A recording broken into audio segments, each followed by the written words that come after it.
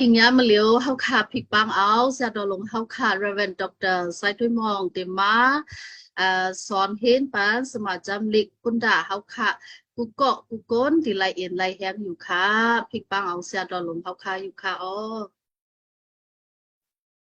เอาขาเย็นหลีขาเมื่อส่งขากูก็ให้พระเป็นเจ้ามาตั้งนิสกรรมขาวันนั้นสุดเขาขาดสุดต้องสักกับพระเป็นเจ้ากรรมค่ะเนาะพระเป็นเจ้าทาราพระขายุกยองโยต่างจีสุสาวขามสุดเชิงไรดีครับวันมาได้ก็สาวขาปันตั้งดีมังกลาปนขวางเขาขาพี่น้องบุญยมัดแต่เป้เจ้าหนังกันเขาขาเลยมาฮบทุบกันเลยมาอมร่วมพร้อมกันเสลเลยมาเฮ็ดตั้งอันสุดต้องเราย้อนที่เจ้าเขาสอนเรานุกปัตราตัวเจ้าเขาทำเอานุกปัตราตัวเจ้าเขาเฮ็ดวัดกู้ไว้เจ้าเขาตั้งสิ่งทั้งหมดสาวขาเกณฑ์เราฮับเอาถ่อมยินตั้งเอาขาสุดต้องอันเอาขายงโยตั้งที่สุดเจ้าขาตั้งสิ่งทั้งหมดสิกรรมขาโอ้พระบินเจ้าทาวราพระขาเกณฑ์เราให้วิญญาณหมดจังเจ้าขาซ่อนหล่อปันปิกสิกเนี่ยเขาขากุกกุกุนไม่เห็นหัวใจเขาขาอะไรครับขำเอานุกปัตราตัวเจ้าเขานั่งคือเขาขาปได้แต่ไรมีอินมีแหงในวิญญาณเขาขาเสร็จแล้วสักรีบกว่ามือหน้าเจ้าขาแค่หนอจ่อยแถมใจกรรมกะการงานนกกระปาเจ้าเขาขามินั่นหนังเขาขาแต่ไรหูถ่อมปองแดงลีก็มันกาสอนเอาเสร็จแล้วไล่สักรีบจอมนั่นก็เจ้าขาแค่หนอมาเจ้าจ่อยแถมใจกรรมสุดต้องอับวางในมือเจ้าขาในจุดสิ่งนามาเมียเจ้าเยซูสุเลียวปาเลียวกวยขาอาเมน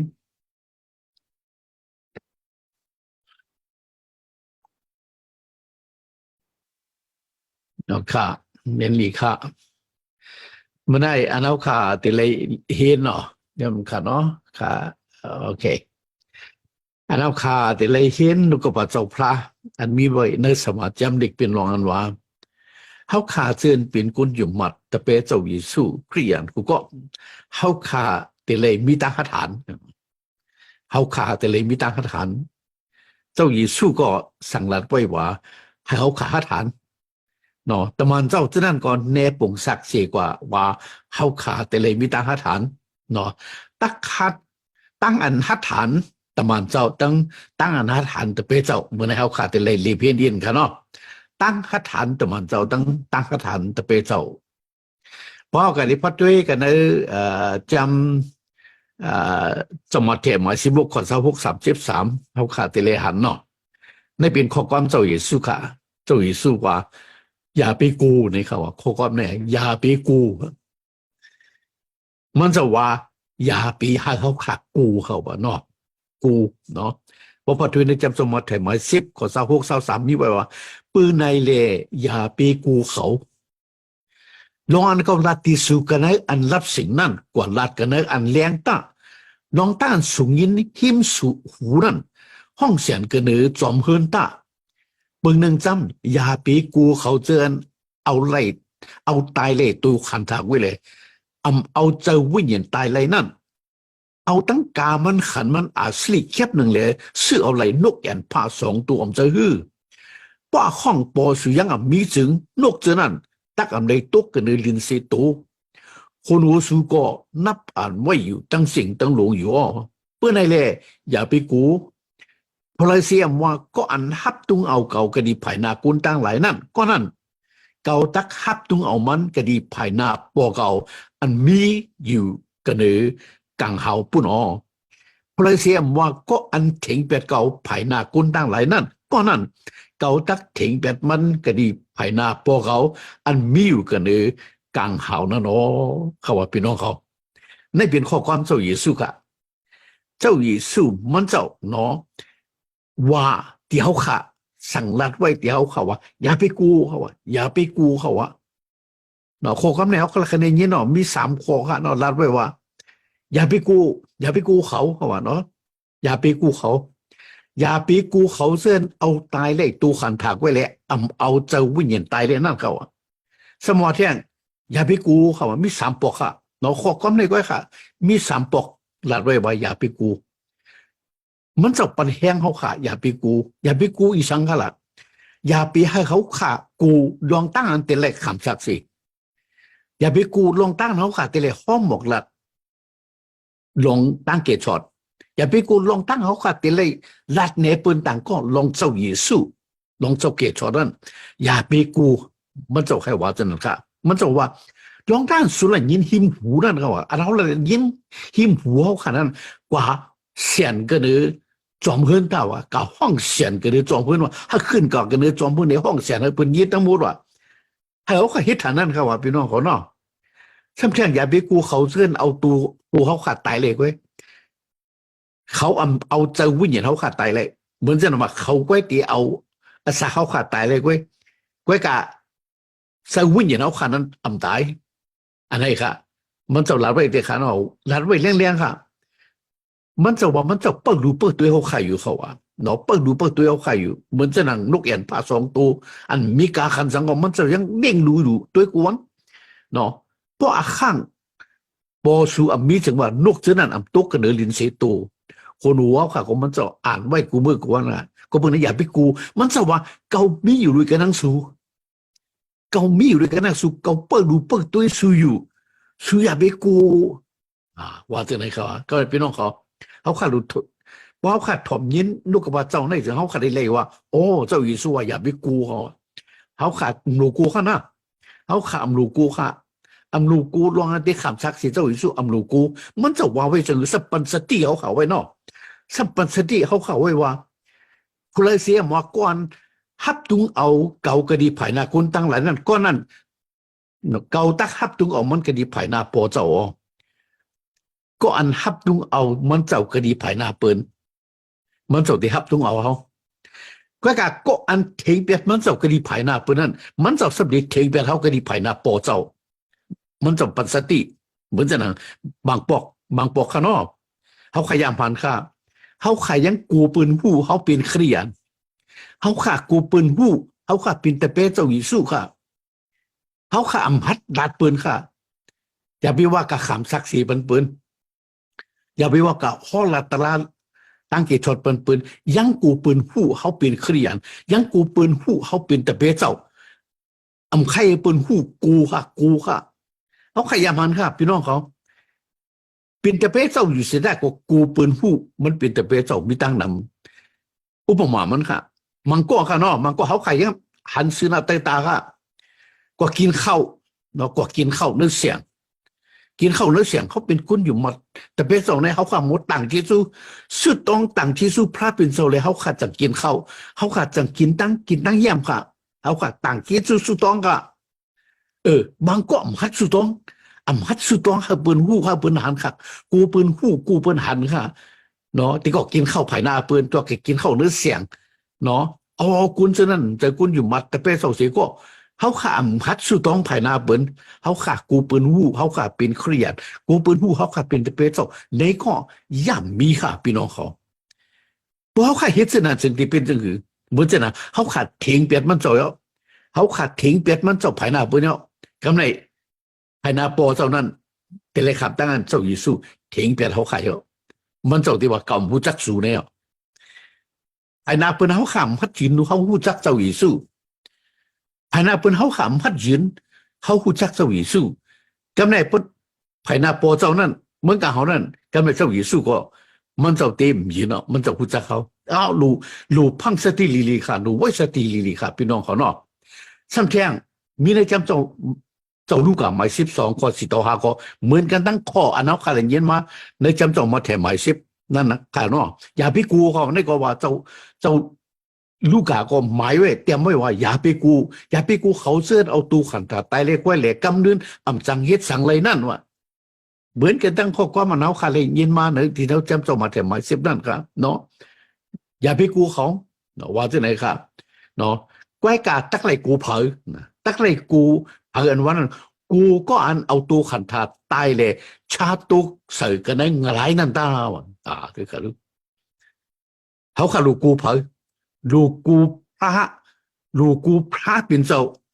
อันให้ตัวขันถาตายมันก็อันเอาขวานวิญญาณตกน้ำมึงอะไรเขาลูกกูมันเจ้าค่ะ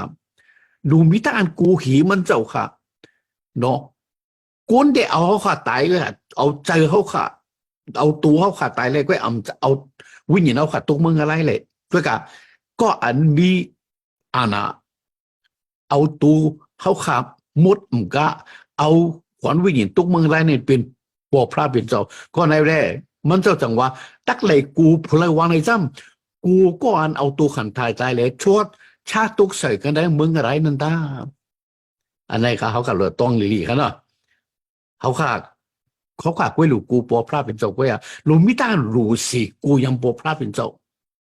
เนาะรู้สิกูยังปอพระเป็นเจ้านาสิ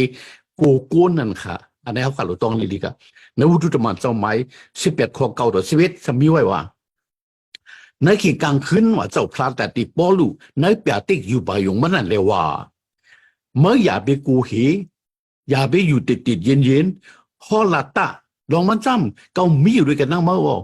ผู้ใดก็ตักเฮ็ดไปเฮ็ดเนี่ยอะไรนิกจากเงินเสียมั้ยนักเวียงไหนมีเขามีก้นนำหนาวว่าหนังไหนมันก็อยู่กันที่นั่นปีปลาย6 เดือนเตรียมเลยฮอลาสั่งสอนนุกปัตราพระเป็นเจ้าที่ก้นวิ่งเสนั่นพี่น้องเขาในเป็นรองตั้งรัฐแนวค่ะรองเนาะแต่เจ้าพ่อลูกมันในขำจึงหือมันในขำปืนป้อปืนทุบปืนมังเนาะมันในขำเจ็บเฉียบนำหนาก้อยกาพระเป็นเจ้าปันอยู่ไปอยู่ที่มันว่าอย่าไปกูเขาว่าอย่าไปกูอย่าไปอยู่ติดเย็นฮอลาต้าเจ้าพ่อลูกก็ปืนมันฮอลาขำศักดิ์ศรีเลยไล่ปืนไล่ยาปืนเอาหมักหินทิมหมักหินยึงเนาะไล่ขำปืนป้อเยี่ยนค่ะเนาะก้อยกาถ้าเป็นเจ้าว่าอย่าไปกูพ่อลาตาเกามีอยู่ด้วยทั้งหมดก็เป็นไงมันก็หันมันพ่อลาตาเนื้อเวงนั่นค่ะเป็กสมองเวงนั่นนิกจากยันเสียมันเสียตาก็มันอยู่เนื้อเวงนั่นปีปลาย6 เดือนเลยพ่อลาสั่งสอนนุกว่าเจ้าเป็นปันเขาก็ว่าด้วยกันเลยในเป็นตั้งหาฐานเนาะเจ้าบ่ดูไล่ดีเขาก็บ่ถ้าเป็นเจ้าเนาะไล่ดีวิญญาณมุจังเจ้าค่ะเนาะสำแจงเขาขาตักไหลมีตั้งหาฐานนั้นวันนั้นเป็นนุกกับเจ้าเขาอะไรเงี้ยเนาะวุฒิธรรมเจ้าหมายสาวสอนขอชีวิตมีไว้ว่าได้คำวันเมื่อพวกนั้นว่าเจ้าปอพระโบมากกดีหิมมันเลวว่ามีเจริญหาฐานตาเจ้าหนังอันเมื่อคำศักดิ์สิทธิ์ลองเขากันได้เวงยิรูสลามย้อนนั้นกันได้เวงยูมากอเมื่อตักไหลคำศักดิ์สิทธิ์รู้ก่อนวันนั้นเลยเขาอะไรเงี้ยไหมอย่าไปอยู่ติดเย็นฮอลาตาเจ้าบอลูก็ฮอลาเดียวno ถ้าเป็นเจ้าสมว่ามีแต่หัดหันได้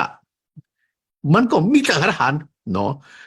มันคำศักดิ์ศรีในวิ่งอยู่รูเสียมกวยมันก็พระเป็นเจ้าว่ามันเจ้าที่ส่ง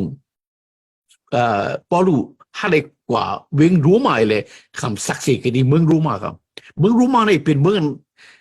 ตั้งตะเปเจ้ากูสีเบิ้ลใครเนาะลูกศิษย์รู้มาฉะนั้นเป็นเขาที่อันนิกจากเงินเชตะเปเจ้าอยู่สู้ฉะนั้นครับเนาะลูกศิษย์รู้มาจะได้เป็นกุนันจังแต่เปเจ้าอยู่สู้ค่ะเดหาเดตีเลยบเนาะมัดผูกแหมปอเอาตายก็เป็นไงเวียงรู้มานั่นเป็นเวียงลูกศิษย์รู้มาเนี่ยไว้กาถ้าเป็นเจ้ายังตีสูงมันถ้ามันกว่าเมืองโรม่าเลยฮะที่ได้ขับศักดิ์ศรีมันสองกันนี้นั่นวะเนาะอันนี้ในเป็นตั้งอันถ้าเป็นเจ้าสวยเจ้าพ่อลูกครับในจำพิริบีหมายสิ1เรียกว่าละพิริบีหมาย1ข้อ28สมีไว้ลองตั้งอันอำกูอำสันก็บรันสูนั่นถึงเป็นนิมิตเลยขนาดตั้งลู่ตั้งเหลียวเลยเป็นตั้งเกตชดสูลองตั้งอันเขาขาอำกูอำหีเนาะอำสันอำไว้ก็บรันสูฉะนั้นถึงว่าเป็นตั้งลู่เหลียวรันสูตั้งหัดฐานเขาขนาดนั้นจึงว่าตั้งหัดฐานเขาขนาดนั้นจึงเป็นตั้งลู่เดียวรันสูงตั้งเขาค่ะกูฮีรันสูงนั้นจึงซึ่งเป็นตั้งอันลู่เดียวเขาอันนี้เขาหลุดตรงที่ไหนครับบ่เขาค่ะกูรันสูว่าอะไรจึงเขาค่ะตีลู่เดียวโอ้บ่เขาค่ะหัดฐานมาเลยจึงเป็นตั้งอันรันสูเขาตีลู่เดียวก็เป็นอะไรเป็นตั้งอันเขาลู่เดียวเลยซึ่งตั้งเป็นตั้งเกตช็อตเขาเป็นตั้งเขาค่ะอะไรตั้งเกตช็อตเขาค่ะอะไรต้องดีๆขนาดพี่น้องเขาซึ่งแจ้งเขาขาดเตเลหันตั้งหันเปโตรตั้งโยฮันเขาขาหูเปโตรโยฮันเป็นพอเนาะเปโตรโยฮันเนาะเป็นตำงาหาปลาไว้ค่ะเนาะตำงาหาปลา2 ก้อนเนี่ยเขามีตั้งหันซึ่งคือวุฒิธรรมเจ้าหมาย4 ข้อ 13เนาะ เมื่ออันเขาหันตั้งหัตถานปีตรูตั้งยุหันอันเป็นก้นอ่ำป้อหมอดิกแต่ว่าอันเป็นก้นปานกลางก้วยนั่นจึงเขาอ้ามอะไรเขาคุกสะได้ลองอันสองขานั้นเป็นเขาเจือนย่ำไล่อยู่ลุยกันนังเจ้าอีสุนันเนาะก้นยูตาเขาเจือนนั่นนะเนาะเมื่อเขาหันปีตรูตั้งยุหันที่สังเขาเปลี่ยนมหาฐานแต่เลยปีตรูยุหันสองขาเนี่ยเนาะอ่ำป้อหมอเรียกรู้เป็นก้นหมอกัดเขียนมีปัญญาแต่ก็ไม่เจออ๋ออักษรทุนเกี่ยวว่าเป็นก้นเท่าหลวงก็ไม่เจอปีตรุยหันในอ่ำป้อหมอที่เข้ามาเนี่ยสัมเป็นก้นปานกลางก่อนก็ว่าก้นปานกลางเหมือนว่าเหมือนว่าเสียสิบข้างในว่าขาดางก้นปานกลางเนี่ยเนาะก็การสองขาในสองขาหัดฐานว่ะที่สั่งสองขาหัดฐานที่ไหนว่าเขาคู่ว่าเขาคุกอะไรว่าสองขาในเป็นเขาเจออันย่ำไล่อยู่จอมรวยกันตั้งเจ้าเยซูสองขาในเป็นเขาเจออันย่ำอยู่จอมเจ้าเยซูเลยสองขาจังเลยหัดฐานสองขาจังมีตั้งหัดฐานไหนเขาเขาลัดเจอไหนครับพี่น้องก็เพราะในเขาเจออยู่จอมเจ้าเยซูนั่นอำจะก้นขี้ยันค่ะเนาะเขาเจออยู่จอมเจ้าเยซูนั่นมีเป็นก้นหัดฐานมาค่ะเนาะมีตั้งหัดฐานมาค่ะเนาะก็เพราะในเขาขาเจือนเป็นตะเป้เจ้าเยซูอยู่ซ้อมเจ้าเยซูก็เขาขาเต็มเลยเป็นตะเป้เจ้าอันมีตั้งหัดฐานแล้วก็เพราะเจ้าเยซูเขาขาหัดฐานนะครับพี่น้องเขาเนาะสำนึกจำมุตุตมันเจ้าหมาย4:19ต่อ21เขาขาเตเลหันมีไว้บ่ปีตรูตั้งโยฮันเนาะขึ้นลาติเขาเลยว่าลองอันตักเล็ดถ่อมเอาความสูญนาเสความพระเป็นเจ้านั้นตักลีอ่ำลีกดีภายนาพระเป็นเจ้าอ่อนมานั้นใครเจอวุ่นเจอเลยจังลาเชกัมด้วยเขารู้สองขาขึ้นลาดค่ะขึ้นลาตีเจ้าคุณเนาะเจ้าคุณอัจฉริยะเจ้าคุณรู้มาอันนิกจากเงียนซีเขานั่นน่ะเขาละจือเขาว่าเนาะลองอันตักเล็ดถ่อมเอาความสูญนาเสความพระเป็นเจ้าอ่ำมีหลวงมันว่าท่านไหนค่ะเขาว่าจึงคือค่ะเขาว่าปีตรูตั้งโยหันสองคืออย่าไปลัดลองเจ้าเยซูเสียบอกสองคืออย่าไปขำศักดิ์สิทธิ์เจ้าเยซูเสียบอกพอสู่ขึ้นลัดเที่ยงพอสู่ขำศักดิ์สิทธิ์เที่ยงว่าได้จึงเขาเด็ดตียอดสู่เขาก็เด็ดปังตามสู่ว่าจะไหนสั่งเขาสอนเขาค่ะปัญสติเขาค่ะก้อยค่ะสองขาลัดจึงคือสองขาขึ้นลัดค่ะลองตั้งเลยถอดเอาความสูนาเสียความพระเป็นเจ้านั้นมีเขาถ่อมอะไรใครว่าจะนั้นนะเขาที่ถ่อมความพระเป็นเจ้าค่ะเขาถ่อมความกวนค่ะนะอันนี้เขาค่ะรู้หัตถานได้ค่ะเขามีตั้งฐานค่ะเขาค่ะสืบถ่อมแทงลองตั้งหัตถานเจ้าพ่อลูกตั้งหัตถานเจ้าพ่อลูกวุฒิธรรมเจ้าหมาย14:19ก้นอยู่ตากำพองลูกเสกดีเวงอันติอุกตั้งเวงอีก่อนนี่มาเลยตึงปังจัวก้นจู่ก้นตุ่มเจอนั่นเสียวออนกันเอาหมักหินทิ่มเสือปอลุยเอาจังทางว่ามันตายเย้าวันไหนเลยเขาจันเอามันออกกว่าเปียดกระหนอกเวงออกเนื้อเหมือนจะเป็นเจ้าตั้งไหลเวียงหอบมันอยู่นั่นมันขึ้นลุกขึ้นเลยขึ้นเข้ากว่ากันในเวงออกเขาว่าอ๋อตัวเขาหลุดพี่น้องเขาเจ้าพอรู้เนี่ยตั้งหัตถานมันน่ะดีอามก็คือค่ะพี่น้องเขาเนาะคนยูตาเจริญค่ะคนยูตาเจริญค่ะคนยูตาอันอยู่ที่เวงอันเตียวเต็งเวงอีก่อนนี่เนาะเวงอีก่อนนี่เขาจะนั่นเขากว่าโซนกับตุ่มเขาค่ะเขาโจ้เขาค่ะเขาเต่งปังกันค่ะเต่งปังกันในเฮ็ดสังออนกันเอาหมักหินทิ่มใส่ปอลูค่ะเอาหมักหินยิงใส่ปอลูค่ะเขาได้เอาปอลูตายค่ะเอาหมักหินยิงเอาหมักหินทิ่มเอาปอลูตายค่ะเขายิงใส่น้ำหนักต่อถึงว่าท่านบอกเขาว่าตายเอาปอลูตายเอาหนึ่งเอาเนาะย่าหมักหินน้ำไหลเอาปอลูตายเอาเขาว่าจะนั่นอะไรก็ไม่คนอันจะติดมันเนาะเขาเอามันออกอ่ะเขาจันเอามันออกเขาว่าเขาติดมันจันเอามันออกอ่ะหนวกวิ่งเขาหมักหินยื้อมันในเวงค่ะเขาเอาหมักหินยื้อมันในเวงค่ะว่าตายเอาเลยเขาติดมันจันมันลากมันออกกว่าเอากับเปลี่ยนไว้ที่หนวกเมืองค่ะเอากับไว้เปลี่ยนไว้ที่ดอกเวงค่ะเนาะ บ่ตายอ่ะเปลี่ยนไว้ติดดอกวิ่งก็ไม่เปลี่ยนหือเจ้าพ่อลุมตายค่ะเจ้าพ่อลุมมันขึ้นลุกขึ้นมาค่ะมันขึ้นลุกมาค่ะลุกขึ้นมามันเหี่ยงค่ะมันหนังไปค่ะมันลุกขึ้นมาไปกับต่างทีมใจค่ะพี่น้องเขาพ่อลุมมันทำขึ้นลุกขึ้นเนี่ยขึ้นเข้ากับกันเนื้อเว้งเขาอ่ะมันขึ้นเข้ากับกันเนื้อเว้งอันกวนยูตาอันเอาหมักหินที่มันยิงมันจะนั่นน่ะขึ้นเข้ากับกันเลี้ยงกันเนื้อเว้งเขาอ่ะพี่น้องเขาด้วยรู้มันฮัดกับกูมันขึ้นเข้ากับกันเนื้อเว้งให้เลยก็คำซักซีติกะหอลัดลองเจ้าอยู่ชุดแท่งออกพี่น้องเขาจะพูดเลยฮัดเด็กเขาเนาะพอเปลี่ยนเขาไหนเขาขาดเดียวว่าโอ้กว่ามัดกว่าเนาะที่ปลายกว่าต่างเวียงเนาะที่ปลายรัวแล้วเนาะเขาขาดที่มัดกว่าขึ้นเนาะเดี๋ยวเวียงนั้นเอาหมักหินยิงทิมเนาะเอาตายก็รู้เนาะก็การเจ้าพ่อหลุมว่าจะนั้นตั้งหาฐานเจ้าพ่อนี่มันดีอามนะครับพี่น้องเขาเนาะแซมจังนวุฒิตมันเจ้าไม้เศร้าข้อเศร้า2 ต่อเศร้า 4ก็ได้หันว่าตัวเร็วในจอมเลยวิ่งหยินเจ้านั่นเลยเกาตักเลยกว่ากันดีวิ่งเยรูซาเล็มเกาอัมหูอันละตักฮอดถึงมากันดีเกากันนะวิ่งนั่นไว้กาเกาไว้หูว่ากะดีกูวิ่งนั่นลองตั้งอันมัดผูกตั้งอันนิกจากเงินสีนั่นไปทากเอาไว้อยู่ว่าไหนวิ่งหยินมดจังเจ้าปันสติที่เกานักวันนั้นเสก็ลือเสตั้งอันขุนเลียนตัวที่สุดเฮ็ดเอามูเจ้าเย่าตัวดีงามอันเจ้าเยซูอัปปันตีเกาอันตักไหลคำศักดิ์สิทธิ์ตั้งซื้อเปียวอันจับเสียงกันตั้งจีซูเหล่านั้นเกาอำมัดอาสาเกาทึกตานิสังเขาว่าเป็นน้องเขาด้วยเขาดูได้เป็นตั้งอันเจ้าพ่อลูกยุ่มยำค่ะตั้งยุ่มมาเจ้าอยู่เจ้าพ่อลูกตั้งสักกับเจ้าพ่อลูกเด็ดสักกับตัวจะสักมันไว้เนาะปุ่นเจ้าเยซูค่ะปุ่นเขาเงาตั้งเสียเปียวกำเนิดใครมันนัดว่ามันขึ้นเดเล็กกว่าเวงเยรูซาเล็มเดเล็กกว่าเวงเยรูซาเล็มมันว่าคือวิญญาณเจ้าหลัดมันค่ะวิญญาณเจ้าหลัดเนมันเนาะเนื้อเวงนั่นตีเปลี่ยนจึงหือเนาะเดเล็กคำจึงหือเนาะมันว่าเนื้อเวงนั่นลองตั้งอันมัดผูกตั้งอันนึกจักเงินเสียเปิดถากก็ไว้อยู่อ่ะตัวรู้มันว่าพอมันกว่าเนื้อเวงนั่นถึงมันตีเลยกดทุบตีเลยย่าตีเลยหันตีเลยขามตั้งอันมัดผูกตั้งอันนิจักยันซีมันตีเลยขามว่าเช่นนั้นค่ะมันหูอยู่ที่เป็นเจ้าหือมีเพศเจ้าหือมันหันค่ะก้อยกามันบอกเจ้าหือ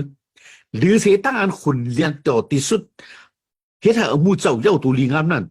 อันเจ้าเยซูอัปปันดีเก่านั่นเขาแต่เลยขามศักดิ์สิทธิ์ตั้งเสื้อเปียวอันจับแสงกันตั้งเจสุดต่อนั้นเขาอำมัดอาสาเขาเป็นอีสังพี่น้องเขาจ่อเขาขาดที่ว่าอะไรเขาขาดเชื่อเป็นตะเปสเอาสูงก้าวตัวเล็กน้อยเขาขาดเป็นเชื่ออันว่าสักกับเจ้าเยซูเป็นผู้ป้องกันเจ้าเยซูเนาะตาตนาปิ้วเนาะเขาขาดเป็นก้อนเหตุการณ์ศาสนาเจ้าเยซูเนาะเขาขาดจ่อเขาขาดที่ว่าอะไรจ่อเขาขาดที่ว่าอะไรเขาขาดรู้ว่าอะไรครับเขาขาดที่ว่าเขาขาดที่ขุนเรียนตัวที่สุดเขาขาดที่ขุนเรียนตัวที่สุดเขาขาดที่เฮ็ดให้มูเจ้าพระเจ้าตัวเจ้าหนังอันเจ้าเยซูปันตาวุ่นปนพรเดียวค่ะเขาขาดเป็นศักดิ์ศรีมันเจ้าเขาขาดเป็นกุนเจ้ามันเจ้าเขาขาดเป็นกุนอันเฮ็ดศาสนามันเจ้าเจ้าหนังเขาขาดเลยปุ่นพรที่เจ้าเยซูนั้นเขาขาดที่เฮ็ด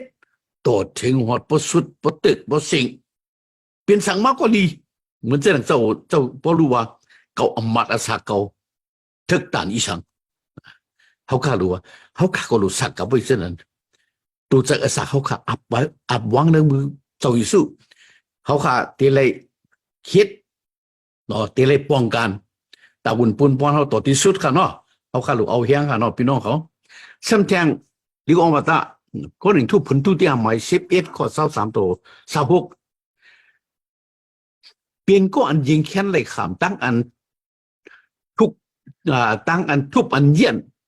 อีกตั้งอันขังไว้กับเนื้อถ่องเปลี่ยนก้อนทุบเพตั้งตายคือเยอะๆเขาเลยคำห้อยตามป่อเยี่ยน40 ย้อมกำหนึ่งเว้ยอันนี้มันขอความในเป็นดองเจ้าพ่อลูกมันหลัดแนวค่ะลองอันมันเลยขำมาซื่อเกินวันนะครับเนาะมันเจ้าเลยขำมันนำหนาใครเจ้าพ่อลูกมันเจ้าขำมานำหนามันหลัดแนวค่ะ ตั้งอันโปะอันทุบอันเยี่ยนค่ะอันเป็นมังค่ะเลยขามตั้งอันตุกทองค่ะเนาะเลยทุบพีค่ะพีเขียนตั้งตายว่ะทุบพีตั้งตายคือเยอะๆค่ะว่ะเนาะเลยขามห้อยตามป้อยเยี่ยนค่ะเลยขามควันไว้ป้อยเยี่ยนค่ะว่ะเลยขามฮือสร้างพ่อลู่เดียวโตถึงว่า3 ปอกค่ะว่ะเลยขามตั้งอันรองกว่ากันนั้นน้ำปังลายเนาะวันหนึ่งคืนหนึ่งค่ะว่ะเนาะเลยทุบพีอันขำน้ำของน้ำขี้พี่อันโจนยาโจนตึกพี่อันชื่อคือตูเจ้าเก่าเฮ็ดพี่อันกุนต่างชื่อต่างคือเฮ็ดพี่อันทุบกันในวันกันในวิ่งพี่อันทุบกันในถึงนั่นคือพี่ปังหลายพี่น้องอันอำเจ็ดอำมันซึ่งนั่นโอ้ว้าตัวเขารู้เจ้าพวกมันไล่ขำจะหือกับน้ำกะหือกันได้ไล่ขำพี่ค่ะพี่อันว่าพี่น้องก็มีค่ะเนาะพี่อันอำเจอปีเจอน้องก็มีค่ะเนาะพี่อันเป็นเฮ็ดตกมันซึ่งนั่นค่ะพี่ตั้งตายค่ะมันเลยทุบมันนำค่ะพี่น้องเขาไว้ค่ะเจ้าพ่อรู้เจิมรู้ค่ะเจ้าพ่อรู้เจิมรู้มันมาถึงเขาขุนเรียนต่อถึงที่สุดค่ะเนาะเขาเฮ็ดต่อปอยาวค่ะพี่น้องเขาได้ตั้งเนาะค่ะรู้เอาเฮียงค่ะเนาะซ้ำเที่ยงตั้งหาฐานกุนอยู่มัดเอาคะแนนจือเลยดีกว่าฟิลิปปินส์หมาย1 ข้อ 14พี่น้องในเจ้าพระนำนามีตั้งอันอยู่มัดมันเขิงมากก็เปิดตั้งอันเก่าไล่ขามตุกยันนั่นแหละมีจะหัดฐานยิงเขียนหัดฮอลัดนุกปัตราเจ้าเห็นหรือกุนอยู่มัดตั้งหลายกว่ากุนอยู่มัดตั้งหลายฉะนั้นแต่เปเจ้าฉะนั้นเนาะเขามีตั้งอันหัดฐานมามีเจอหัดฐานยิงเขียนฮอลัดนุกปัตเจ้าเขาขารู้หูค่ะเนาะตั้งอันนิกจากเงี้ยสิต่ำพีจะไหนถึงเนาะเฮ็ดเอาใครยิงแค่เที่ยงเยอะค่ะมันจะเฮ็ดเอาขัดกูค่ะนะมันจะเฮ็ดเอาขัดปลายค่ะนะยิงแค่เฮ็ดเอาใครเที่ยงเยอะเที่ยงยิงแค่เฮ็ดเอาค่ะคำสักสีน้ำเยอะๆกูดีกูเรียนค่ะเนาะเขาเป็นไงแต่เป้เจ้าเจ้านั่นก็มีเจอหัตถานคำสักสีนุกปัตตราพระบิดเจ้ายิงแค่เที่ยงเยอะมากค่ะว่าพี่น้องเขาพูดส่วนนั้นครับเนาะกันไหนที่สุดมันเนาะที่สุดมันเขาขาฮอลัดเขาขาเลยฮอเลยลัดทัศนานั้นพูดถึงมันจะหมายสิข้อ3 ชีวิตไว้สิเขาสุดต้องซึ่งหนังนั้นยาวเตียนเขาจู้เขาตุ่มกันนั่นสันควานไหวเลยเขากามีตั้งสินตั้งหลงซึ่งนั้นเตรียมไว้ตั้งผู้หญิงมดจังเจ้าเสลฮอลัดนุกปัตราเจ้าฮัดหันกำลิวโอเป็นออกเขาด้วยค่ะหรือในเป็นวันอันวิญญาณมุดจังเจ้าจ้าลงมาเสร็จแล้วปันปิกซิกกันเนเขากูนั่นสู้ต้องอยู่เท่านั้นเนาะที่อันเขาสู้ต้องอยู่เท่านั้นจือเป็นจังหือมาวิญญาณมุดจังเจ้าจ้าลงมาเลยเนาะกำนั้นเดียนเขาอยู่นั่นเนาะเขาอยู่ตั้งสิ่งตั้งรู้นั่นเตรียมไว้ตั้งมุดวิญญาณมุดจังเจ้าค่ะเขาเลยฮับขามาวิญญาณมุดจังเจ้าค่ะเขาเลยฮับขามาวิญญาณมุดจังเจ้าฉะนั้นสิเลยเขาเฮ็ดสังฮอลัดนุกปัตเจ้าฮอลัดนุกปัตตราเจ้าฮัดหันกำลิวพี่น้องเขาตั้งอันไรวิญญาณมุดจังเจ้านั่นจึงเป็นตั้งอันเป็นไรคำศักดิ์สิทธิ์เจ้าเยซูค่ะตั้งแล้วค่ะไรวิญญาณมุดจังเจ้านั่นจะเป็นตั้งอันปันตั้งฮัดหันเดียวค่ะตาที่ไรฮอลัดลองเจ้าเยซูตาที่ไรปืนเผาเนาะฮอลัดลองตราตั้งเกศเจ้าเยซูเป็นต่างก็พี่น้องเขาค่ะที่ไหนเขาค่ะซึ่งเป็นพี่น้องไตกุนอยู่มาพี่น้องไตเรียนไตแต่เป้เจ้าไตที่ไหนค่ะเขาค่ะที่ไหนน้องมันจะว่าเขาเชื่อป้องกันอาวุธเจ้าเยซูที่ไหนเนาะเขาค่ะที่ไหนเขาค่ะซึ่งเป็นกุนจากเจ้าเยซูที่ไหนเขาข่าวกันมีต้าฐานค่ะเนาะเขาข่าวกันมีต้าฐานค่ะเนาะนั่นคือแต่ไรตั้งฐานก็เขาค่ะหรือสุดต้องเนาะให้พระเป็นเจ้าปันตั้งดีอำกาให้วิญญาณมุดจังเจ้าเนาะมันปิกสิเดียวค่ะมันตั้งคาถานเดียวค่ะให้เขาค่ะผมมีตั้งคาถานเสร็จเลยเนาะป้องกันอามุเจ้าเยซูกว่าต่อถึงหอดที่สุดที่กว่าที่ตึกไปคุณเรียนต่อถึงหอดปดคนตั้งต่อชาวบ้านตุ้งเนาะคุณเรียนต่อถึงหอดพอถึงที่ชาวบ้านตุ้งเนาะการงานเฮียอะไรตัวบ่เยาตัวนี้งามว่าเนาะเขาค่ะอ่อนกัน คัดเจอจูซาสิกรรมค่ะพระเป็นจบปันตั้งนี้หาเขากับกูก็มีตาหาฐานกูก็สิกรรมมาในทะเลปนินเป็นแห้งพี่น้องเขาไก่ยินหนึ่งค่ะเนาะอาเมน อาเมน